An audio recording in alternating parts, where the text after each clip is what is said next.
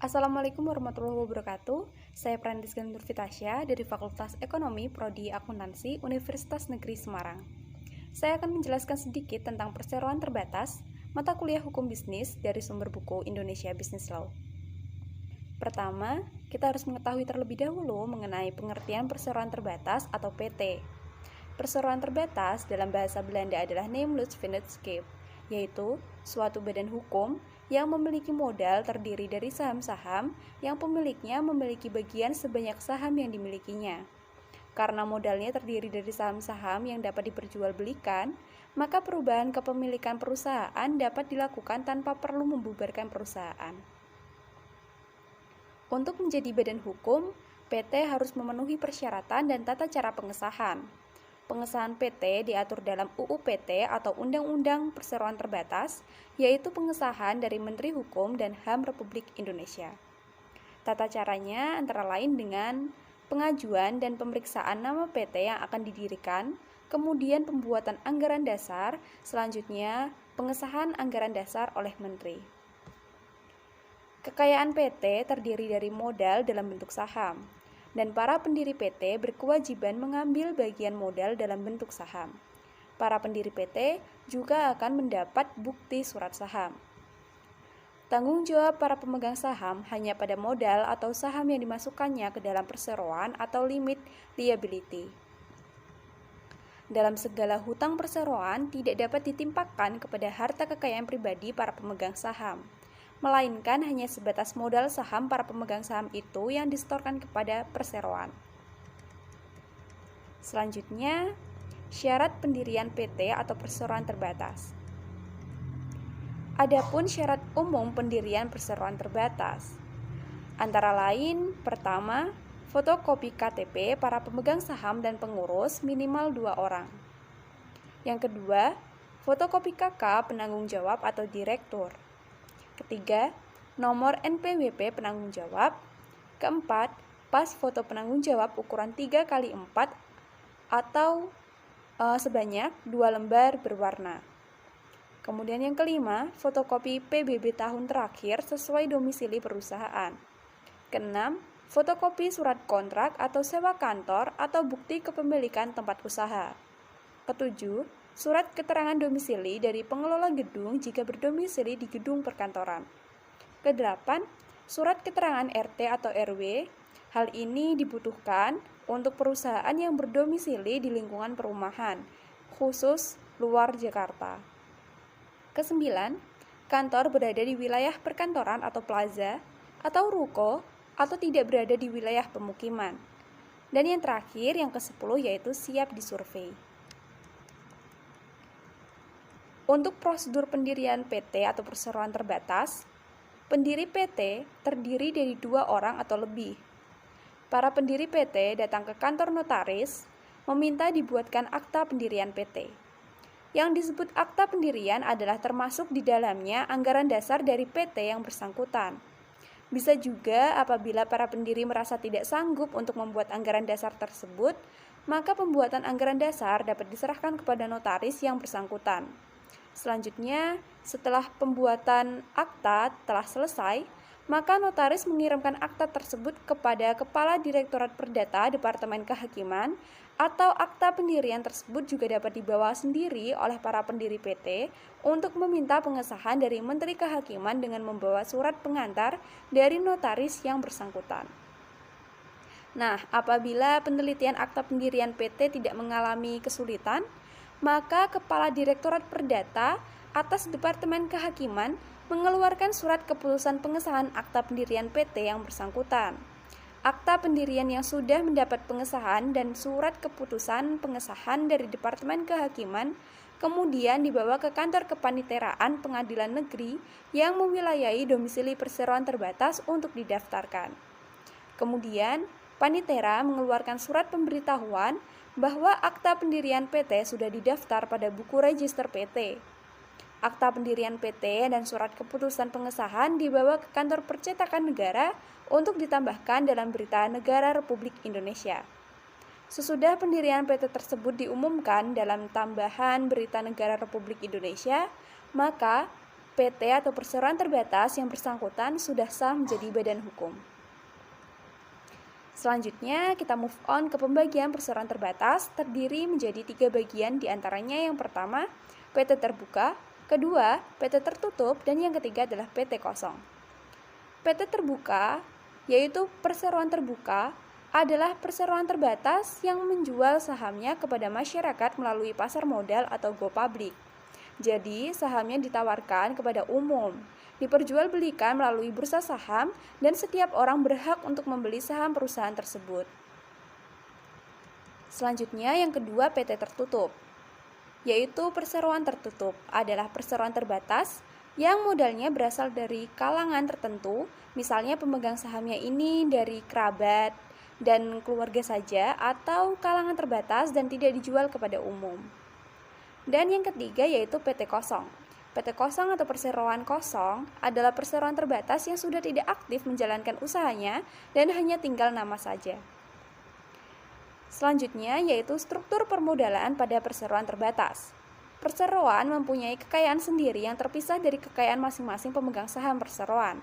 Termasuk dalam harta kekayaan perseroan terbatas adalah modal yang terdiri dari pertama, modal perseroan atau modal dasar. Kedua, modal yang disanggupkan atau ditempatkan. Dan yang ketiga adalah modal yang di-store. Modal perseroan atau modal dasar yaitu jumlah maksimum modal yang disebutkan dalam Akta Pendirian pada pasal 31, 32 Undang-Undang Nomor 40 Tahun 2007. Modal dasar perseroan terdiri atas seluruh nilai nominal saham. Hal ini dinyatakan pada pasal 31 ayat 1. Dan modal dasar paling sedikit berjumlah 50 juta rupiah pada pasal 32 ayat 1. Kedua, modal yang disanggupkan atau ditempatkan. Modal yang disanggupkan atau ditempatkan diatur pada pasal 33 Undang-Undang Nomor 40 Tahun 2007. Paling sedikit 25% dari modal dasar sebagaimana dimaksud dalam pasal 32 harus ditempatkan dan di-store penuh. Hal ini dinyatakan pada pasal 33 ayat 1. Yang ketiga yaitu modal yang di-store. Modal yang benar-benar telah disetor oleh para pemegang saham pada kas perseroan. Hal ini dinyatakan pada pasal 34 Undang-Undang Nomor 40 Tahun 2007. Penyetoran atas modal saham dapat dilakukan dalam bentuk uang dan atau dalam bentuk lainnya. Hal ini dinyatakan pada pasal 34 ayat 1. Penyetoran atas modal saham selanjutnya diatur pada pasal 34 ayat 2 dan 3. Selanjutnya, move on ke jenis-jenis saham dalam PT. Di dalam perseroan terbatas terdapat saham yang dapat terbagi menjadi dua, yaitu saham atau sero atas nama dan saham atau sero pembawa. Saham atau sero atas nama yaitu nama persero ditulis di atas surat sero setelah didaftarkan dalam buku perseroan terbatas sebagai persero. Kedua, saham atau sero pembawa, yaitu suatu saham yang di atas surat tidak disebutkan nama perseronya.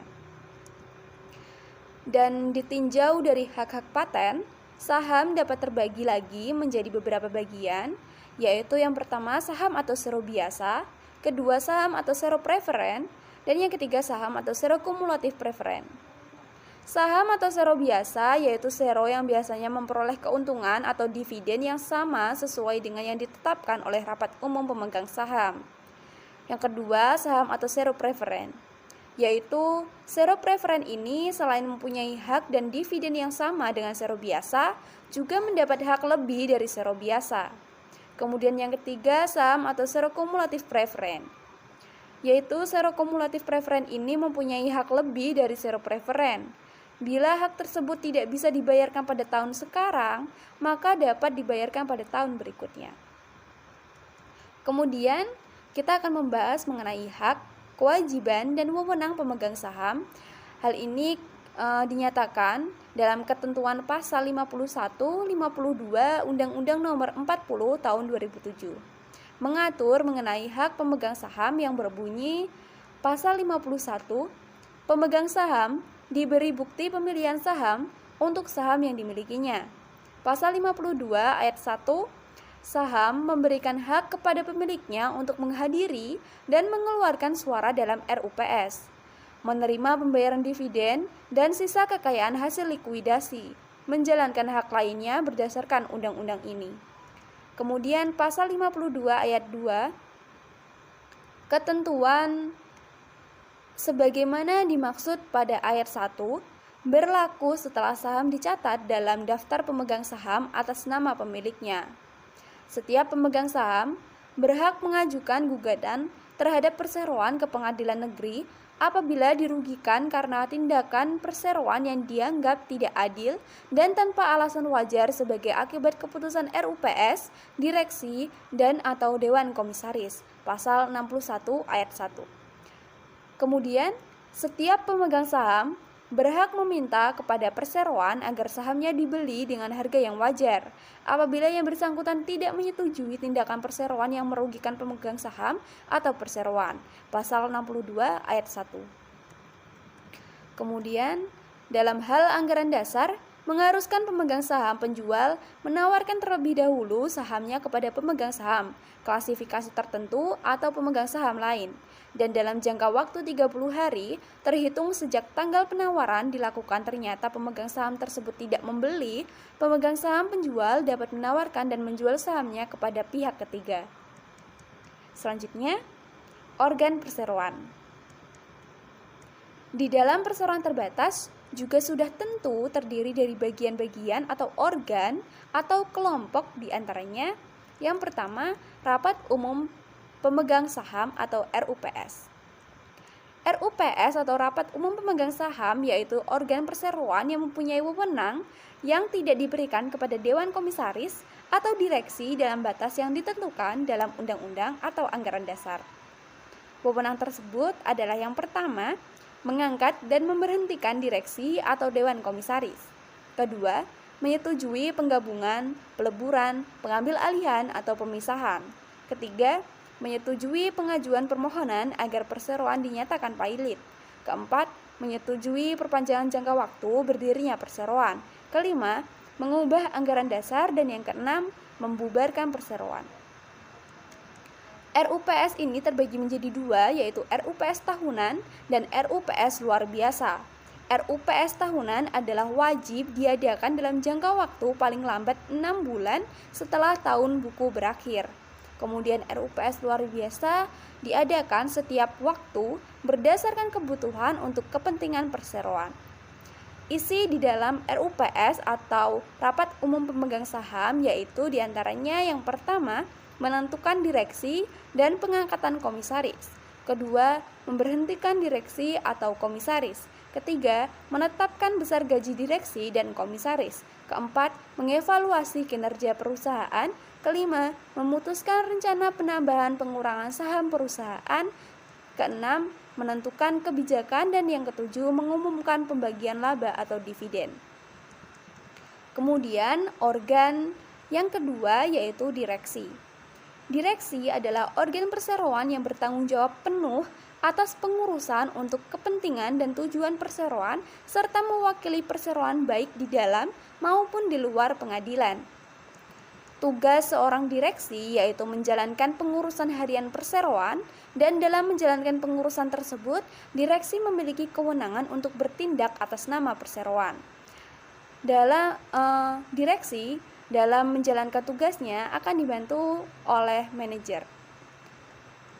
Dan kewajiban seorang direksi dalam pasal 100 ayat 1 adalah yang pertama, membuat daftar pemegang saham, daftar khusus, risalah RUPS, dan risalah rapat direksi.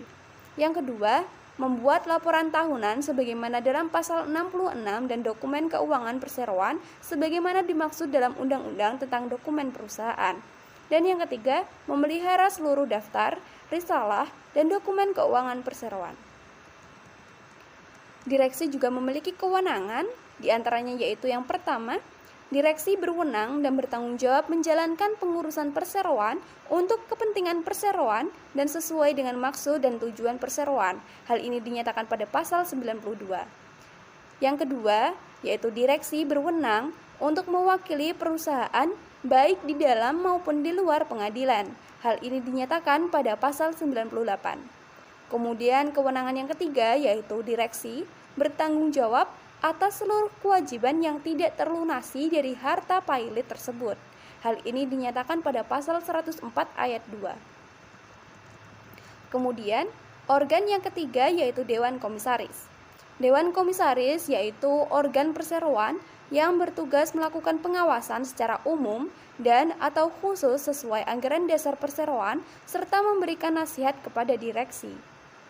Dewan Komisaris ini juga memiliki kewenangan berwenang dalam dasar atau peraturan perundang-undangan yang berlaku, memeriksa pembukuan perseroan serta mencocokkannya dengan keadaan keuangan perseroan, berhak memberhentikan direksi jika melakukan tindakan yang bertentangan dengan anggaran. Dalam pasal 116, Dewan Komisaris wajib yang pertama membuat risalah rapat Dewan Komisaris dan menyimpan salinannya. Kedua, melaporkan kepada perseroan mengenai kepemilikan sahamnya dan atau keluarganya pada perseroan tersebut dan perseroan lain. Dan yang ketiga yaitu memberikan laporan tentang tugas pengawasan yang telah dilakukan selama tahun buku yang baru lampau kepada RUPS. Dewan Komisaris juga bertanggung jawab melakukan pengawasan atas kebijakan pengurusan, jalannya pengurusan pada umumnya, baik mengenai perseroan maupun usaha perseroan, kemudian memberi nasihat kepada direksi. Selanjutnya yaitu hal-hal yang menyebabkan bubarnya perseroan terbatas. Dalam pasal 142 Undang-Undang Nomor 40 Tahun 2007 disebutkan hal-hal yang menyebabkan bubarnya perseroan terbatas. Di antaranya yang pertama berdasarkan keputusan RUPS. Apabila RUPS menyetujui pembubaran atau penyelesaian perseroan terbatas, maka hal tersebut mengakibatkan bubarnya perseroan terbatas. Kemudian yang kedua, karena jangka waktu berdirinya yang ditetapkan dalam anggaran dasar telah berakhir. Yang ketiga, berdasarkan penetapan pengadilan. Dengan dicabutnya kepailitan berdasarkan putusan pengadilan niaga yang telah mempunyai kekuatan hukum tetap, harta pilot perseroan tidak cukup untuk membayar biaya kepailitan. Yang keempat, karena harta pilot perseroan yang telah dinyatakan pilot berada dalam keadaan insolvensi, sebagaimana diatur dalam Undang-Undang tentang Kepailitan dan Penundaan Kewajiban Pembayaran Utang. Atau yang kelima, karena dicabutnya izin usaha perseroan sehingga mewajibkan perseroan melakukan likuidasi sesuai dengan peraturan perundang-undangan. Nah, selanjutnya bagian terakhir yaitu mengenai keuntungan dan kelemahan perseroan terbatas. Dari sumber yang saya dapat, keuntungan dari perseroan terbatas ini lebih banyak. Tentu ini hal yang harus atau yang memang seharusnya, karena perseroan terbatas adalah sebuah bentuk badan usaha penyempurnaan dari bentuk CV.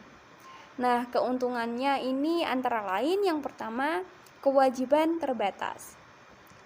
Para pemegang saham tidak memiliki kewajiban untuk obligasi dan hutang perusahaan.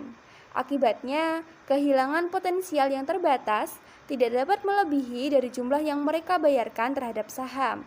Tidak hanya ini mengizinkan perusahaan untuk melaksanakan dalam usaha yang berisiko, tetapi kewajiban terbatas juga membentuk dasar untuk perdagangan di saham perusahaan. Nah, kemudian keuntungan yang kedua yaitu masa hidup abadi. Aset dan struktur perusahaan dapat melewati masa hidup dari pemegang sahamnya, pejabat, atau direktur. Ini menyebabkan stabilitas modal yang dapat menjadi investasi dalam proyek yang lebih besar dan dalam jangka waktu yang lebih panjang daripada aset perusahaan tetap dapat menjadi subjek disolusi dan penyebaran. Nah, kemudian keuntungan yang ketiga yaitu efisiensi manajemen. Manajemen dan spesialisasi memungkinkan pengelolaan modal yang efisien sehingga memungkinkan untuk melakukan ekspansi. Dan dengan menempatkan orang yang tepat, efisiensi maksimum dari modal yang ada, dan juga adanya pemisahan antara pengelolaan dan pemilik perusahaan sehingga terlihat tugas pokok dan fungsi masing-masing. Nah, Dan satu-satunya kelemahan perseroan terbatas ialah kerumitan perizinan dan organisasi. Untuk mendirikan sebuah PT tidaklah mudah. Selain biayanya yang tidak sedikit, PT juga membutuhkan akta notaris dan izin khusus untuk usaha tertentu. Lalu, dengan besarnya perusahaan tersebut, biaya pengorganisasian akan keluar sangat besar. Belum lagi kerumitan dan kendala yang terjadi dalam tingkat personel. Hubungan antar perorangan juga lebih formal dan berkesan. Demikian presentasi saya atau penjelasan dari saya. Semoga bermanfaat. Wassalamualaikum warahmatullahi wabarakatuh.